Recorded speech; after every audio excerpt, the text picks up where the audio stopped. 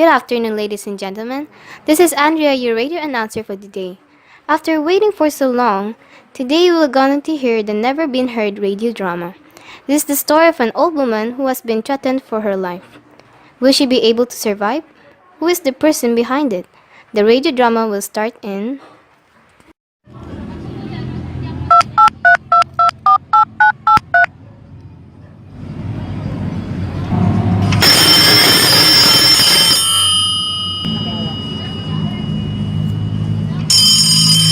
Oh dear!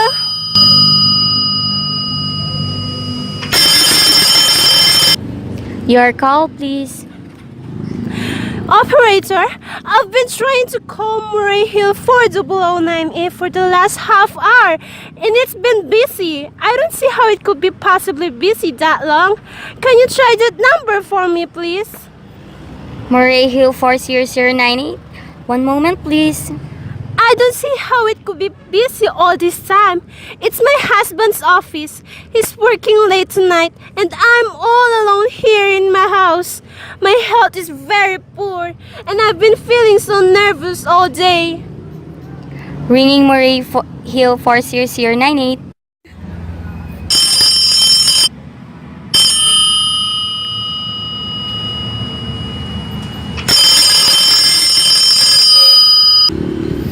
Hello? Hello? Hello? Is Mr. Stevenson there? Hello? Hello? Hello, George? Yes, sir. This is George speaking. Hello? Who is this? What number am I calling, please? I'm here with our client. Oh, good. Is everything okay? Is the coast clear for tonight? Yes, George. He says the coast is clear for tonight. Okay. Where are you now? In a phone booth. Don't worry, everything's okay. Very well. You know the address? Yeah. I know. At 11 o'clock, the private patrolman goes around to the bar on 2nd Avenue for a beer. And be sure all the lights downstairs are out. That's right. At 11 o'clock, there should be only one light visible from the street. Yeah, I know. At 11:15, a train crosses the bridge. It makes a noise in case her windows open and she could scream. Hello? What number is this, please? Okay, I understand. I tell you, that's 11:15, the train. Yeah. You remember everything else, George? Because the client does it not wish to make her suffer long. That's right. You'll use a knife? Yes, a knife.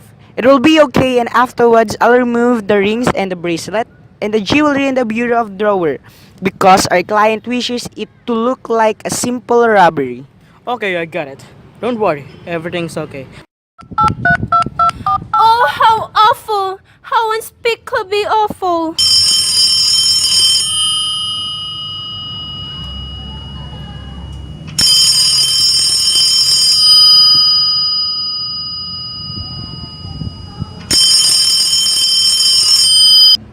Your call, please.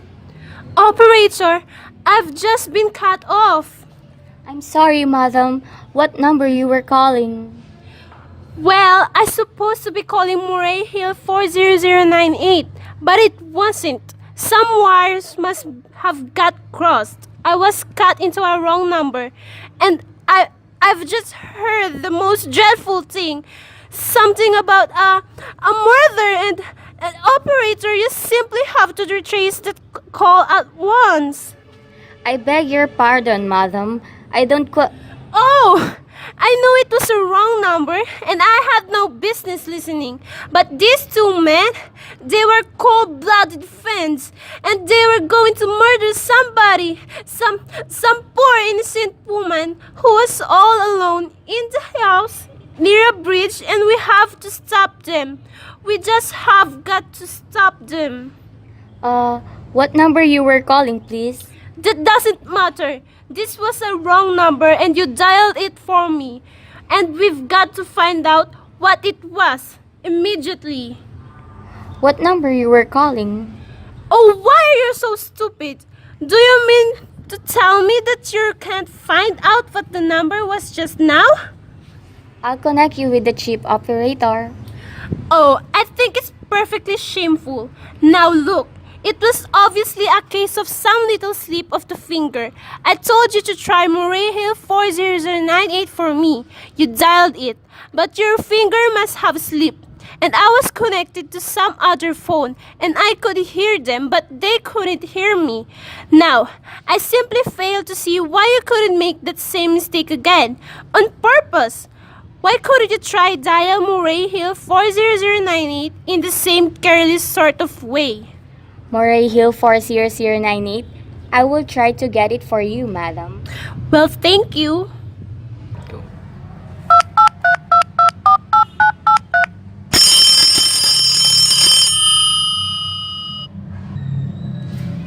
I'm sorry, Moray Hill 40098 is busy. Operator! Operator! Your call, please. You didn't try to get that wrong number at all. I asked you explicitly. You didn't try to get that wrong number at all. I asked you explicitly. And you did was to dial it correctly. I'm sorry. What number are you calling?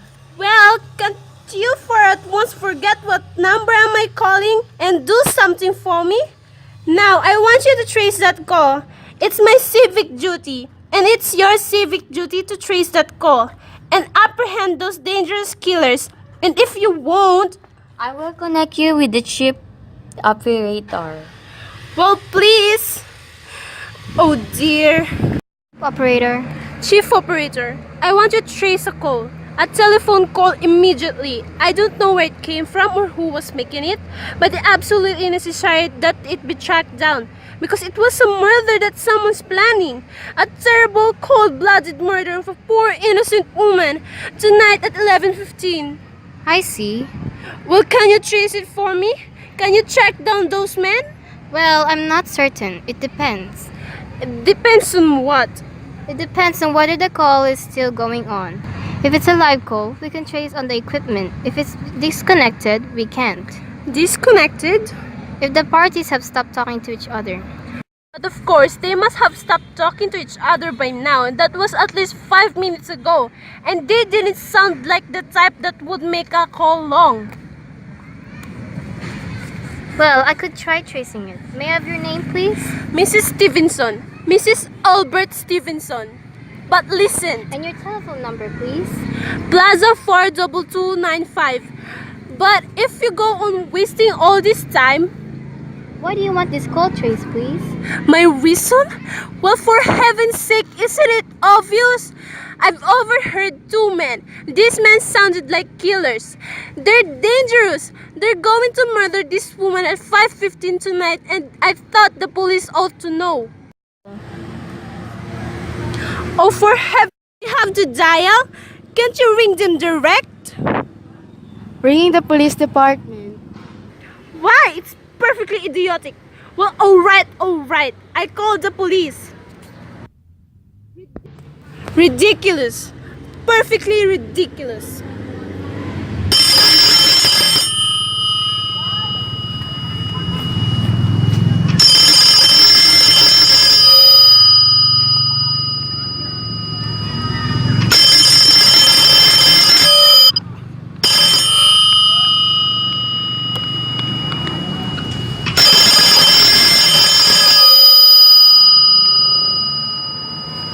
Police Station, Precinct 43, Duffy speaking. Police Department, this is Mrs. Stevenson. Mrs. Albert Smith Stevenson of 53 North Southern Place. I'm calling to report the murder.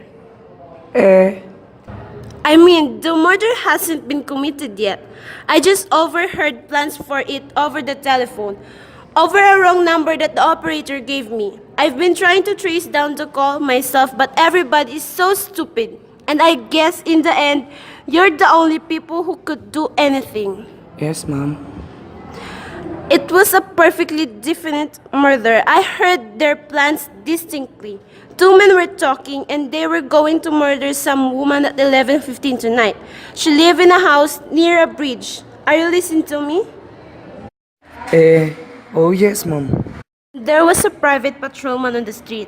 He was going to go around for a beer on 2nd Avenue, and there was some third man, a client, who was paying to have this poor woman murdered. They're going to take her rings and bracelet and use a knife. Well, it's unnerved me dreadful, and I'm not well, and I'm feeling so nervous. Yes, yes, I see. When was all this, ma'am? About 8 minutes ago, then you can do something, you understand? What's your name, madam? Mrs. Stevenson, Mrs. Albert Stevenson, And your address? 53 North Sutton Place. That's near a bridge, the Queensborough Bridge. You know, and we have a private patrolman on our street, on 2nd Avenue. And what was the number you were calling? Hill 40098. But that wasn't the number I overheard. I mean, Murray Hill 40098 is my husband's office. He's working late tonight, and I was trying to reach him to ask him to come home. I am an invalid, you know, and it's the maid's night off, and I hate to be alone even though he say as long as I have the telephone here beside my bed. Well, look into it, Mrs. Stevenson, and see if you can check with the telephone company. The telephone company said they couldn't check the call. The parties have stopped talking. I've already taken care of that. Oh, you have? Yes, and personally, I feel you ought to do something more immediate and drastic than just check the call. What good does checking the call do if they stop talking? By the time you track it down, they have already committed the murder. Yeah, well, take care of it. Don't you worry. The whole thing calls for a search, a complete and true search of the whole city. I'm very near the bridge. I'm not very far, you said, from the 2nd Avenue, and I know I'd feel a whole lot better if you sent around a radio car to this neighborhood at once. Well, and what makes you think the murder is going to be committed in your neighborhood, ma'am? I don't know. Only the coincidence is so horrible. 2nd Avenue, the patrolman, the bridge. Yeah, well, 2nd Avenue, you know, is a very long street, ma'am. And you know how many bridges there are in the city of the New York alone?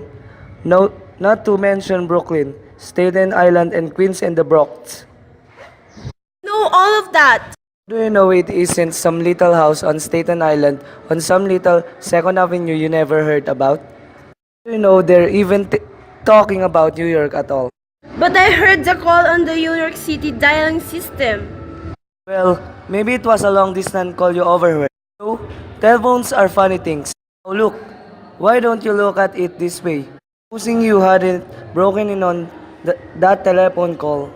Supposing you got your husband the way you always do. Wouldn't be so upset, would you? I suppose not, but it sounded so inhuman, so cold-blooded. Well, a lot of murders are plotted in this city every day, ma'am. Managed to prevent almost all of them. But a clue of this kind is so vague. Isn't much more use to us than no clue at all. But surely you can. Unless, of course, you have some reason for thinking this call was phony and somebody was planning to murder you. Me? No, I hardly think so. I mean, why should anybody? I'm all alone day and night. I see nobody except my maid Eloise. She's a big 200-pounder. She's too lazy to bring up my breakfast tray. And the only other person is my husband Albert. He's crazy about me. He adores me. He waits on my hand and foot, and he's carefully left in my side since I took sick 12 years ago. Yeah, well, then there's nothing for you to worry about and you just leave the rest of this to us. Well, take care of it. What should you do? It's too late. It's nearly 11 now. Take care of it, lady.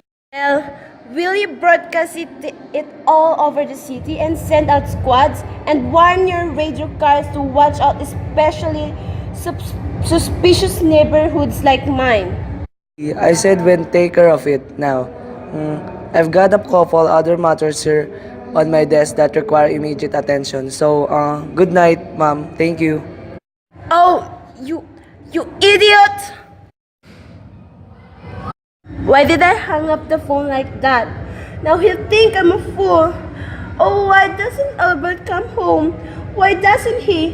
Why doesn't he come home?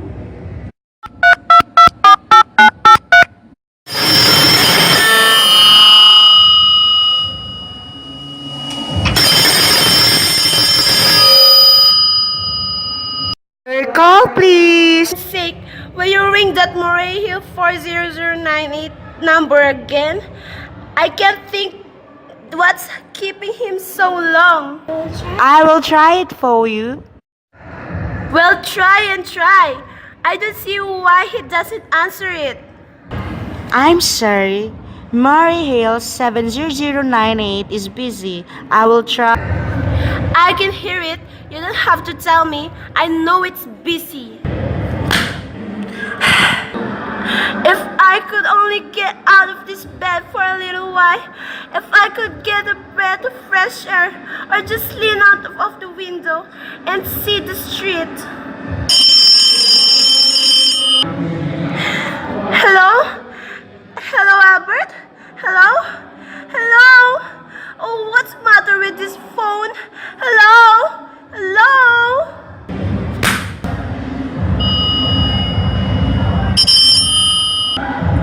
Hello? Hello? Oh, for heaven's sake, who is this? Hello? Hello?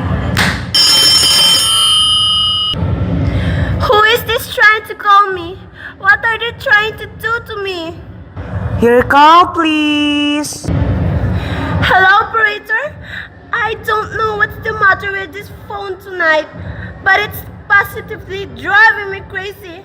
I've never seen such inefficient, miserable service. Now, look, I am an invalid, and I'm very nervous, and I am not supposed to be annoyed.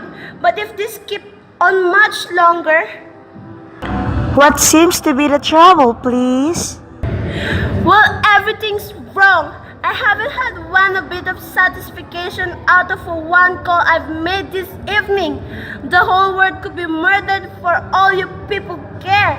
And now my phone keeps ringing and ringing and ringing and ringing every 5 seconds or so. And when I pick it up, there's no one there. I am sorry if you will hang up. I will test it for you. I don't want you to test it for me. I want you to put that call through, whatever it is, at once. I'm afraid I cannot do that. You can't? And why? Why, may I ask? The dial system is automatic if someone is trying to dial your number, there's no way to check whether the call is coming through this system or not, unless the person who is trying to reach you complains to his particular operator. Well, all of the stupid. And meanwhile, I've got to sit here in my bed, suffering every time the phone rings, imagining everything. I will try to check the bubble for you. Check it! Check it! That's all anybody can do. What's the use of talking to you? You're so stupid! I'll fix her. All of the impudent. How dare she speak to me like that? How dare she?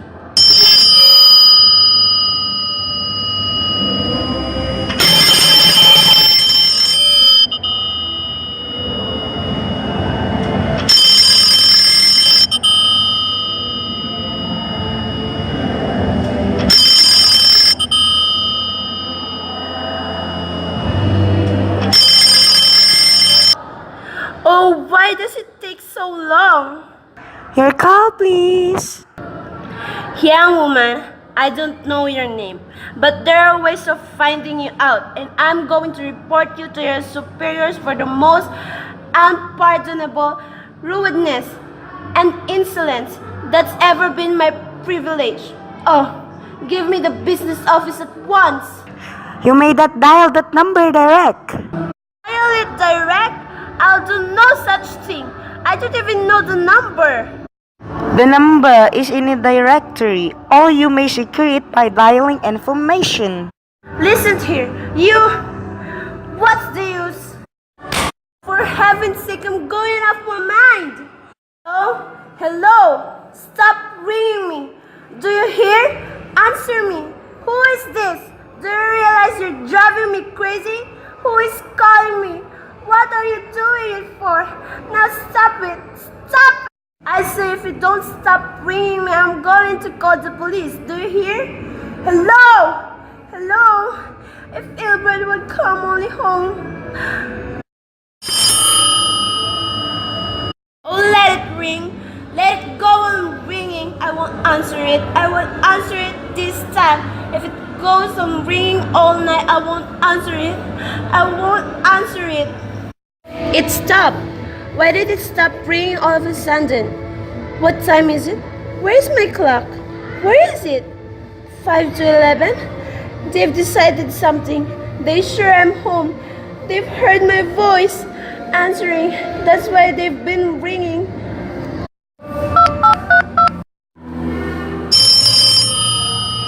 Oh, where is she?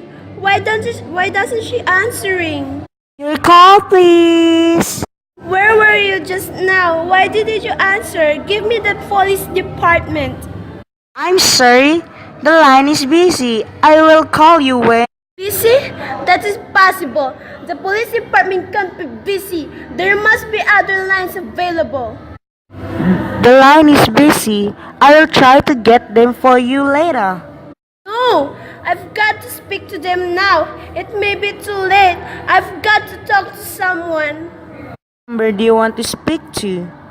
I don't know, but there must be someone to protect people beside the police department. A detective, an agency, You'll find agencies listed in the classified directory. I don't have a classified. I'm too nervous to look it up. I don't know how to use the book. I'll connect you with information. Perhaps she will be able to help you. No, no. Oh, you're being spiteful, aren't you? You don't care what's happening to me. I can't do it and you won't care. Oh, stop it. Stop it. I can't stand anymore. Hello? What do you want? Stop ringing. Will you stop?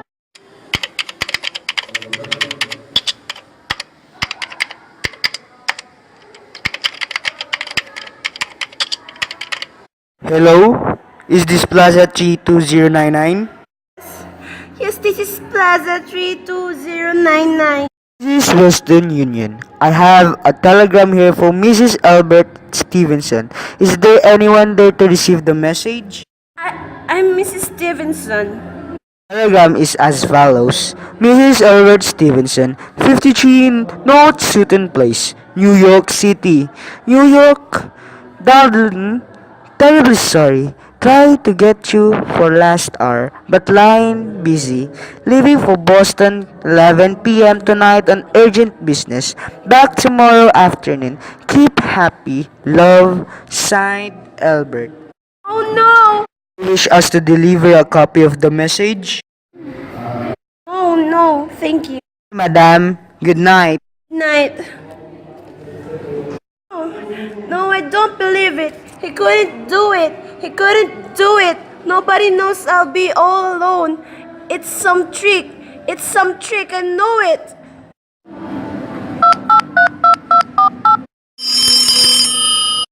Your call, please.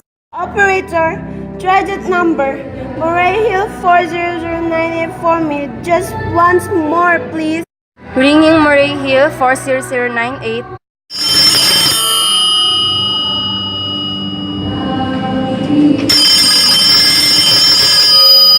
You may dial that number direct. Oh no, he's gone. Oh, Albert, how could you? How could you? Oh, but I can't stay alone tonight. I can't. If I'm alone one more second, I'll go mad. I don't care what he says or what the expense is. I am a sick woman. I am entitled to some consideration.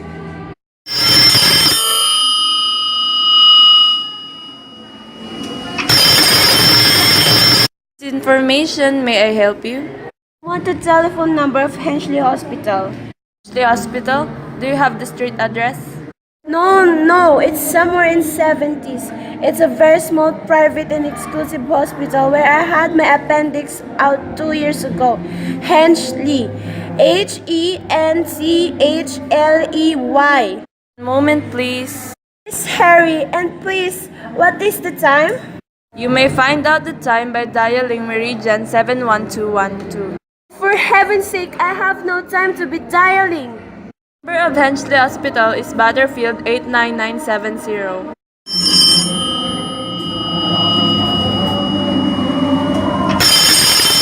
Is that Henchley Hospital? Ashley Hospital? Is this registry? Who is it that you want to speak to? I want the nurse registry at once. I want a trained nurse. I want to hire her immediately for the night. Nerves! I am very nervous. I need something and companionship. You see, my husband is away and I'm... Have you been recommended to us by any doctor in particular, madam? No, but I really don't see why all this is necessary. I want a trained nurse. I was a patient in your hospital 2 years ago, and after all, I do expect to pay this person for a... We quite understand that, madam. But these are war times, you know. Registered nurses are very scarce just now, and our superintendent has asked us to send people out only on cases where the physician in charge feels it is absolutely necessary. Well, it's absolutely necessary. I'm a sick woman. I'm very upset. I'm alone in this house and I am an invalid. And tonight I overheard a telephone conversation that upset me dreadfully. A woman is going to be killed when a train crosses the bridge. In fact, if someone doesn't come at once, I'm afraid I go out of my mind. Well, I speak to Miss Phillips as soon as she comes in. And what's your name, madam? Miss Phillips, when do you expect her to come in? Couldn't say. She went out to supper at 11 o'clock. 11 o'clock? But it's not 11 yet. Oh my! Clock has stopped. I thought it was running down. What time is it? Minutes past 11. What was that? What was that, madam? That click just now in my own telephone, as though someone had lifted the receiver of the hook of the extension telephone downstairs. I didn't hear it, madam. Now about this nerve. I did. There's someone in this house. Someone downstairs in the kitchen, and they're listening to me now. They're listening. I won't pick it up. I won't let them hear me. I'll be quiet and they'll think. But if I don't call someone now, while they're still down there, there'll be no time.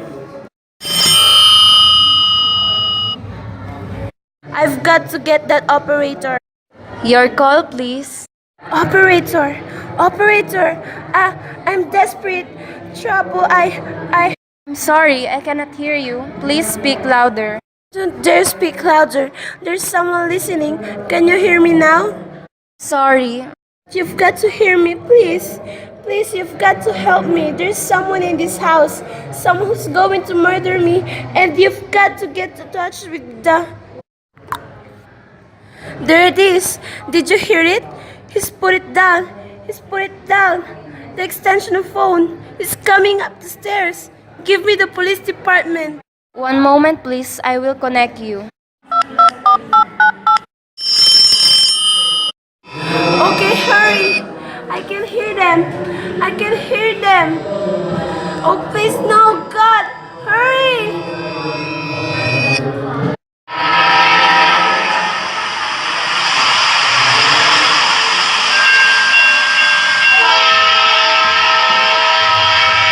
Police Department, Precinct 53, Sergeant Martin speaking. Police department? Oh, I'm sorry. Must have got the wrong number. Don't worry, everything's okay. While things did not turn out so well for Mrs. Stevenson, fortunately, the author of tonight's tale spared you the embarrassment of including a song performed by our producer's wife, Mr. Stevenson. By the way, did not completely escape justice. He moved to California with his secretary Marga, where he was won a seat on the San Diego City Council. Sorry, wrong number.